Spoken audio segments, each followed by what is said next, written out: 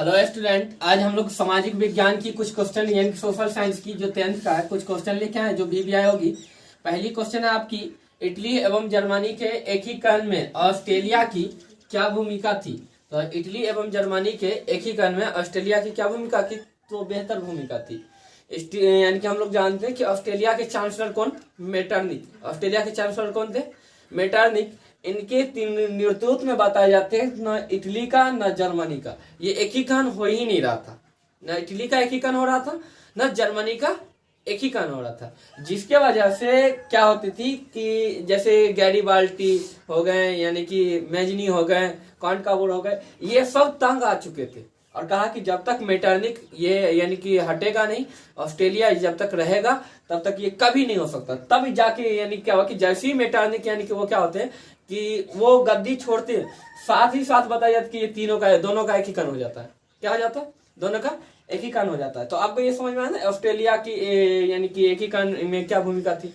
तो ये बाध्य उत्पन्न करता था, क्या उत्पन्न करता था, बाध्य उत्पन्न करता था। किसको, इटली एवं जर्मनी के एकीकरण में क्या उत्पन्न करता था, बाध्य उत्पन्न करता था। ये बात समझ में आ गई आपको, यहाँ तक कोई दिक्कत नहीं। अब यहाँ पे दूसरी क्वेश्चन क्या है, दांडी यात्रा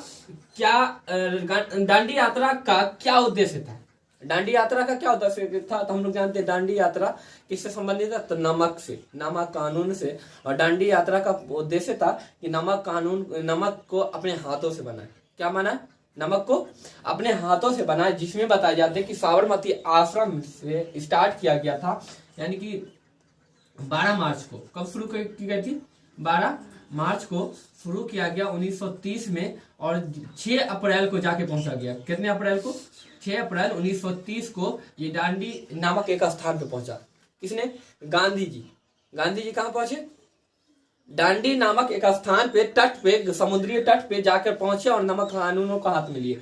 और ये कहानी क्या है, तो 12 मार्च को इन्होंने साबरमती आश्रम से अहमदाबाद में, यानी कि गुजरात के अहमदाबाद में एक क्या कौन जगह था, साबरमती आश्रम थी। उन आश्रमों से उन्होंने क्या किया, 12 मार्च को यात्रा को शुरुआत की। लगभग कहा जाता है कहीं 78 व्यक्तियों के साथ इन्होंने शुरुआत किया। और शुरुआत करने के बाद बताई जाती है कि जाते जाते लगभग 10,000 से ऊपर व्यक्ति हो गए थे। ठीक है, काफी से काफी व्यक्ति हो गए। और सब जाने के बाद वहां पे नमक को हाथ में उठाए और कानून को कहा तो यानी कि कानून को तोड़ दिया, जो अंग्रेजों की कानून थी। और तोड़ने के बाद कहा कि आज से मैं नमक खुद बनाऊंगा, क्योंकि नमक की दाम उस समय बढ़ चुकी थी, काफी क्या हो चुकी थी, बढ़ चुकी थी। जिसकी वजह से वो दांडी यात्रा का मुख्य उद्देश्य रहा नमक कानून को तोड़ना। और 240 मील चली गई थी। कितने, 40 मील की, और 24 दिनों में तय किया था। कितने दिनों में, 24 दिनों में उन्होंने पूरी यात्रा को तय किया। और तय करने के बाद वहां जाने के बाद कानून को तोड़ दिया और दांडी यात्रा को यानी कि दांडी यात्रा कानून नमक कानूनों को अपने हाथों में ले लिया। यहाँ तक कोई दिक्कत नहीं, ये बात समझ में आ गई, बात समझ में आ गई नहीं। अब यहाँ पे देखिए अगली क्वेश्चन आपको लिखी हुई है, असहयोग आंदोलन को प्रथम जन आंदोलन था। असहयोग आंदोलन प्रथम जन आंदोलन था, कैसे, प्रथम जन आंदोलन था, कैसे था। तो असहयोग आंदोलन हम लोग जानते हैं, असहयोग मतलब क्या, किसी का सहयोग ना करो। अब इसको प्रथम जन आंदोलन इसलिए कहा गया क्योंकि जनता का समर्थन इसको ज्यादा मिला, जनता का समर्थन इसे ज्यादा मिला। बताई जाती कि जगह जगह पे जहां जहां आंदोलन हो रही थी, इसका प्रदर्शन हो रही थी, वहां जनता की सहयोग ज्यादा हो रही थी। दूर दूर पे बताई जाती कि जनता क्या कर रहे थे, इसका प्रदर्शन कर रहे थे। गांधी जी ने कह दिया कि अंग्रेजों के साथ असहयोग करो, उनके सामग्रियों को यानी कि उसकी कपड़ा न लो, उसकी जितने भी सामान है उस सभी का यानी क्या करो, यानी कि खत्म कर दो, छोड़ दो। ठीक है, कहीं ही जगह कपड़ों में आग लगा दिए। ठीक है, कहते हैं ना कि एकदम दीपावली मनाना स्टार्ट कर दी गई। काफी ऐसे चीजों को यानी कि अंग्रेजों का छोड़ दिया गया, अंग्रेजों को समाने के साथ असहयोग हम लोगों ने किया। ठीक है, और जिसके वजह से इसको जनता ने खूब समर्थन दिया, जनता ने इसको खूब समर्थन दिया, इसलिए इसे जन आंदोलन कहा जाता है। एक चौरी चौरा कांड के तहत इसे बंद कर दिया गया 1922 में। ये कब चलाई गई, तो 1 अगस्त को चलाई गई थी। कब चलाई गई थी, 1 अगस्त 1920 को चलाई गई थी। और 1920 से 22 तक चलाई। कितने तक चला, 22 तक चला। ठीक है, लगभग 2 सालों तक चली। और जिसके बाद एक चौरी चौरा एक हत्याकांड हुई, जिसके तहत इसे बंद कर दिया गया। यहाँ तक कोई दिक्कत नहीं, लिख लीजिएगा, समझ में आ गई। देखिए आपकी अगली क्वेश्चन है, औद्योगिक कांड ने मजदूरों की आजीविका को किस तरह प्रभावित किया। अब देखिए कि अब औद्योगिकरण हम लोग देखने को मिल जाए कि हम लोग क्या क्या हुई थी जब भारत में उद्योग आया था ना, कारखाना आया था ना, तो काफी ऐसे कहा जाता है कि हथकरघा जो काम सब हो रही थी वो सब क्या हो गए, बंद हो गए। जितने भी आजीविका थी इंसानों की, यानी कि यहाँ के मजदूरों की, जो कहा जाता कि मालिक हुआ करता था वो मजदूरी कर रहा है कहाँ जाके, कारखाने में। कहाँ जाके मजदूरी कर रहा, कारखाने में जाकर वो मजदूरी करना शुरू कर दिया। अब यानी कि यह बात यहाँ पे ये बात हो रही है कि जो मजदूर थे उसके जो आजीविका थे, जो जितने भी उनकी जीवन थी, अब उनके मजदूरियों पे निर्भर था कि वेतन मिलेगा तो खाएंगे, वेतन मिलेगा तो खाएंगे। ये जीवन किस पे निर्भर हो गया, मजदूरी पे, कि मजदूरी मिलेगा तो अपनी जीवन चलेगी। अब बताया जाता कि यहाँ पे हुआ क्या था कि जैसे औरत थे, बच्चे थे, ये सभी से काम है ना, ये 16 से 18 घंटा दिया जाता था। कितना, 16 से 18 घंटा तक, यानी कि काम क्या किया जाता था कि लिया जाता था। ये 18 से 16 घंटा वो काम करते थे।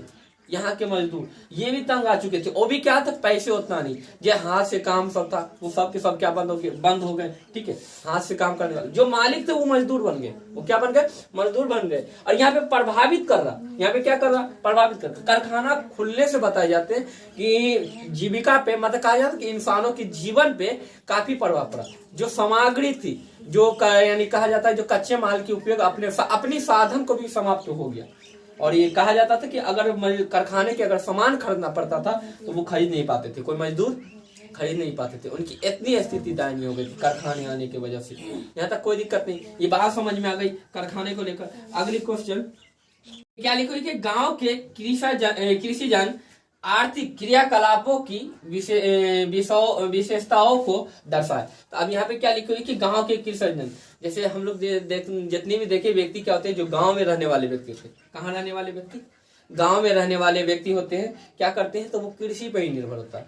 ये 100% कृषि पे ही निर्भर होता है। और क्या करते हैं, कृषि खेती करते, खेती उत्पादन करके वो अपनी क्रियाकलाप करके क्या करते हैं, वो अपनी विशेषताओं को, अपनी खान पान को तैयार करते हैं। उसके आर्थिक स्थिति सुधारने का मुख्य कारण गांव वाले का क्या होता है, तो वो क्या होते हैं, कृषि यानी कि 100% होती है कि वो भरोसा करते हैं कि मेरा कृषि की उत्पादन बेहतर होगी। हम लोग देखे होंगे पंजाब हरियाणा में अच्छी से अच्छी खेती होती है, कृषि होती है। हम लोग क्या भी होती है, हमारे बिहार भी क्या होती है, कृषि पे ही निर्भर है, क्योंकि यहाँ उद्योग नहीं है। काफी ऐसी जगह देखिएगा कि क्या होते हैं, कृषि अगर बेहतर न हो तो लोग जान दे देते हैं।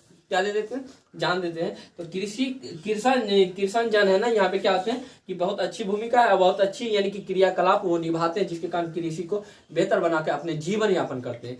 ठीक है, तो ये कृषि जन कृषि से आप क्या क्या और अपनी आर्थिक स्थिति क्या सुदृढ़ कर सकता है। निश्चित है हम लोग अभी जो जीवित हैं गाँव में, ठीक है, तो किसके वजह से, कृषि की वजह से। ये जरूरी नहीं कि कोई व्यक्ति अगर कंपनी में नौकरी कर रहा है तो वो अपनी जीवन यापन बेहतर बना सकता है, पर बना सकता है। अगर मान लीजिए कि हमारे गांव में अगर कोई कारखाने नहीं, तो क्या वो व्यक्ति जिंदे नहीं है, मर गए हैं, नहीं, जिंदे हैं। जिंदे इसलिए क्यों है, क्योंकि कृषि से वो अपनी उत्पादन करके खा रहे हैं। ठीक है, ये बात टोटल समझ में आ गई। आज के लिए इतना ही। वीडियो पसंद आए तो लाइक कीजिए, सब्सक्राइब कीजिए, दोबारा क्वेश्चन मिल सके। अगर आप चाहते हैं इसी प्रकार की क्वेश्चन हल कर दे तो कमेंट बॉक्स में अपनी क्वेश्चन को लिखिए।